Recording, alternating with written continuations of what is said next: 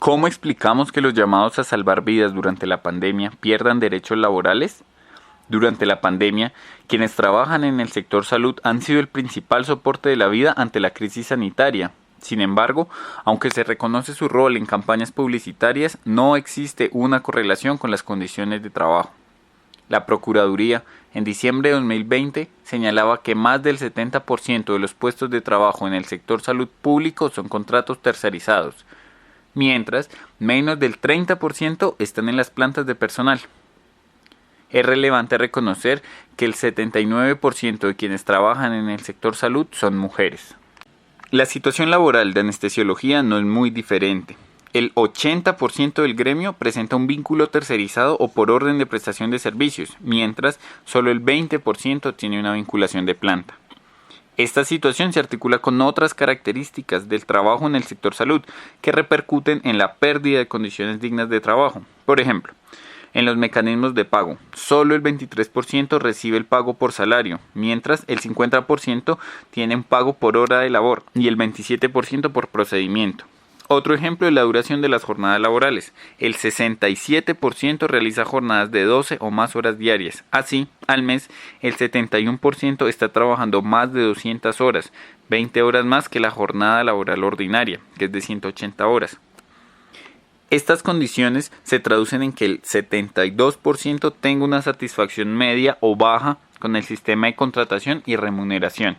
Pero, al tiempo, el 73% tiene un nivel de satisfacción alto o superior con la profesión. Es decir, ejercer la anestesiología es satisfactorio, la contratación y la remuneración no lo es. ¿Qué ha implicado entonces la pandemia en términos laborales? La sobrecarga no solo ha implicado el desgaste físico, emocional y psicológico de cada turno. Tras más de año y medio de pandemia, no se ha evaluado ni se están buscando soluciones para la alta carga de estrés que ha representado. Junto a la sobrecarga laboral, emocional y psicológica se suma la incertidumbre entre la forma de contratación. ¿Qué pasaría si un trabajador de la salud se contagia, incapacita o muere a razón del COVID? Si hace parte del 80% de los anestesiólogos que no tienen una vinculación laboral y cotizan su ARL sobre el 40% de los ingresos, el pago de la incapacidad corresponderá al 40%. La salud mental de quienes han soportado la crisis sanitaria es otro tema. ¿Qué mecanismos de protección y cuidado existen a corto y a mediano plazo? Esta situación de riesgo potencial no se agota con el COVID. No olvidemos que la anestesiología es una profesión de alto riesgo por su permanente exposición a la inhalación de gases tóxicos, radiación y situaciones de estrés, como lo reconoce la Ley Sexta de 1991. El esfuerzo individual y colectivo de los trabajadores de la salud no se ve correspondido con una mejora en las condiciones laborales. En cambio, se están registrando nuevas formas de contratación, con una transferencia abusiva del riesgo. El riesgo financiero se distribuye con los trabajadores, pero no pasa así con las ganancias.